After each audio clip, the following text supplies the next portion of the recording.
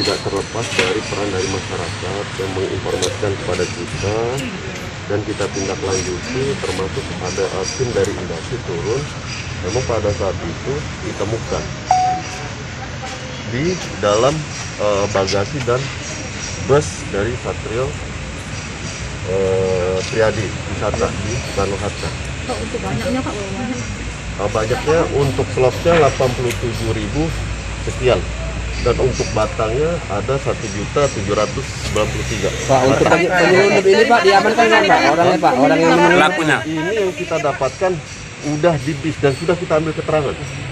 Dan bis itu dalam posisi tidak berjalan, ada di lokasi, dan itu juga sudah kita lakukan upaya paksa juga. Asal barang Pak. Asal barang dari Madura kalau tidak salah ya. Tujuannya kemana Bang? Ke Pekanbaru. Pekanbaru ya Bang? Kenapa? Masih kita lidik. Masih kita lidik. Belum ada tersangka ya saat ini. Belum. Bang, untuk kerugian negara sendiri berapa jumlah yang? Nanti tanyakan langsung ke. Oke. Proses pengintaian kita udah berapa lama Pak ini?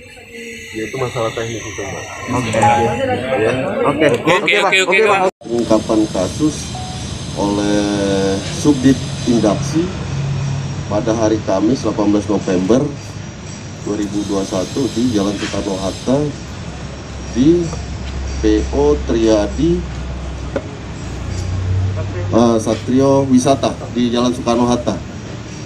Jadi rekan-rekan dari Indaksi melakukan pengungkapan. Di situ ditemukanlah yang rekan-rekan lihat sendiri di sini, termasuk yang ada di depan, itu tanpa cukai, yang biasanya dilakukan oleh oknum dengan modus satu tanpa cukai palsu, memakai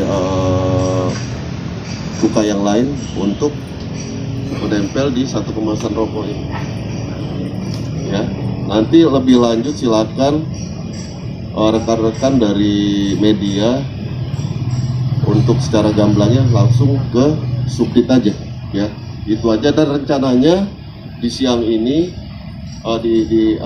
yang cerah ini, hari cerah ini, kami akan limpahkan ke rekan kami dari Bea Cukai, dan semua Kamtibmas khususnya di Sumatera Selatan. Tidak akan polisi akan berdiri sendiri, tidak. Disitulah perlu kerjasama, kolaborasi untuk mengungkap perkara-perkara pidana yang khususnya di Krimsus. Ya, kita tidak bisa berdiri sendiri. Libatkan dari rekan-rekan dari